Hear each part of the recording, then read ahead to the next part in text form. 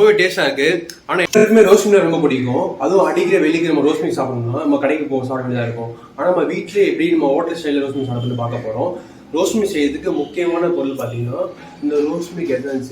இது வந்து நான் டிமார்ட்ல வாங்குறது பை ஒன் கெட் ஃப்ரீ, ஒன்று ஒன்று ஃப்ரீ. இது வந்து 120 rupees வந்து ப்ரைஸ் பார்த்தீங்கன்னா. அதுக்கப்புறம் ரோஸ் மில்க் போடுறது முக்கியமான பொருள் பார்த்தீங்கன்னா இந்த ஆயின் பால் ஆரஞ்சு. இதுதான் நம்ம ரோஸ் மில்க் போட போகிறோம். இதுதான் பெஸ்ட்டாக இருக்கும் ரோஸ் மில்க் போடுறதுக்கு. அதுக்கப்புறம் பார்த்தீங்கன்னா பாதாம் பிசின். இது வந்து பார்த்தீங்கன்னா நம்ம முன்னாடியே ஆட் பண்ணக்கூடாது, கடைசி தான் ஆட் பண்ணணும். அப்போ தான் உங்களுக்கு வந்து ரோஸ் மில்கோட ஃப்ளேவர் கரெக்டாக இருக்கும், அந்த சுகரை வந்து கரெக்டாக ஒர்க் ஆகாது. ரோஸ் மில்க் போடுறதுக்கு ஆயின் பால் ஆரஞ்சு தான் யூஸ் பண்ணுறோம்.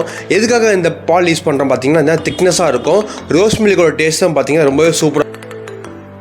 5 பேருக்கான ரோஸ் மில்க் தான் நாங்கள் செய்ய போகிறோம். ஸோ அதுக்கான அளவு ரேஷியோலாம் பர்ஃபெக்டாக இருக்கணும். ஸோ வீடியோ ஸ்கிப் பண்ணாமல் கடைசி வரைக்கும் பாருங்கள். இப்போ நம்ம பாலை ஆட் பண்ணதுக்கப்புறம் நம்ம 100 ml வாட்டர் ஆட் பண்ணிக்க போகிறோம். நாங்கள் வந்து பார்த்தீங்கன்னா ரோஸ் மில்க் கலரிங் ஆட் பண்ணல, அந்த ரோஸ் மில்க் எசன்ஸ் ஆட் பண்ண போகிறேன். ஏன்னா அந்த ரோஸ் மில்க் கலரிங் பார்த்தீங்கன்னா உடம்புக்கு கெடுது, ரொம்ப கேன்சர் வர வைக்க ரொம்ப பாதிப்பு சொல்கிறாங்க. அதனால் நாங்கள் அந்த கலரிங் ஆட் பண்ணலை.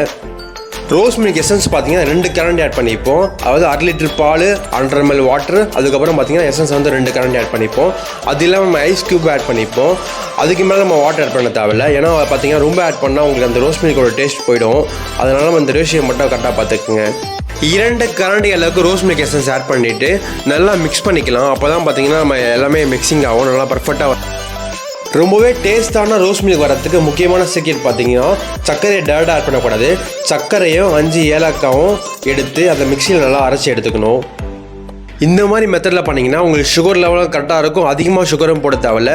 டேஸ்ட்டும் பார்த்தீங்கன்னா ரொம்பவே டேஸ்ட்டாக இருக்கும். பார்த்தீங்கன்னா ரோஸ் மில்க்கு எல்லாமே ஆட் பண்ணிவிட்டு ஐஸ் க்யூப் போட்டு மிக்ஸ் பண்ணிவிட்டு இந்த அடிக்கிற வெயிலில் குடிக்கும்போது ரொம்பவே டேஸ்ட்டாக இருக்கும். பார்த்தீங்கன்னா ரோஸ் மில்க்கு இப்போ வந்து நம்ம கிளாஸ்லேயே ஐஸ் க்யூப் போட்டுக்கலாம். இதுதான் பார்த்தீங்கன்னா பாதாம் பிசின், அதாவது உடம்புக்கு ரொம்பவே குளிர்ச்சி தரக்கூடியது. இது நம்ம கடையில் நம்ம போட மாட்டாங்க. இது வந்து நம்ம உடம்புக்கு ரொம்பவே குளிர்ச்சி தருது. நம்ம பாடியில் ஹீட்லாம் இருந்துச்சுங்க ரெடியூஸ் பண்ணணும். இந்த பாதாம் பிசின் பார்த்தீங்கன்னா ரொம்பவே ஆரோக்கியமானது இந்த பாதாம் பிசின். இது நம்ம ஆட் பண்ணிட்டு நம்ம அந்த கிளாஸில் ரோஸ் மில்க் ஆட் பண்ணி. நீங்கள் கடையில் எவ்வளோ ரோஸ் மில்க் குடிச்சிருப்பீங்க, ஆனால் இந்த மாதிரி சுவையான ஆரோக்கியமான ஹைஜீக்கான ரோஸ் மில்க் நீங்கள் குடிச்சிருக்க மாட்டீங்க. நீங்களும் இந்த மாதிரி வீட்டிலே செஞ்சு குடிச்சு பாருங்கள், உடம்புக்கு ரொம்பவே ஆரோக்கியம். நம்ம பாதாம் பிசினை முன்னாடியே ஆட் பண்ணக்கூடாது, கடைசியில் ஆட் பண்ணோம். முன்னாடியே ஆட் பண்ணோம் பார்த்தீங்கன்னா மிக்சியில் அரைக்கும் போதே அந்த சுகர் எல்லாமே போயிட்டு சுகரே இல்லாத மாதிரி ஆகிடும். நம்ம கடைசி ஆட் பண்ணும்போது ஓரளவுக்கு சுகரை மெயின்டைன் பண்ணி தரோம். இந்த ரோஸ் மில்க் குடிக்கும்போது அந்த பாதாம் பிசின், அந்த ஏலக்காய் ஃப்ளேவர் அதெல்லாம் ரொம்பவே பர்ஃபெக்டாக இருக்குது. ரொம்ப டேஸ்ட் ரொம்ப சுவையாக இருக்குது. இந்த வீடியோ பிடிச்சிருந்தா அந்த வீடியோக்கு லைக் பண்ணிட்டு சேனலை சப்ஸ்கிரைப் பண்ணிக்கோங்க.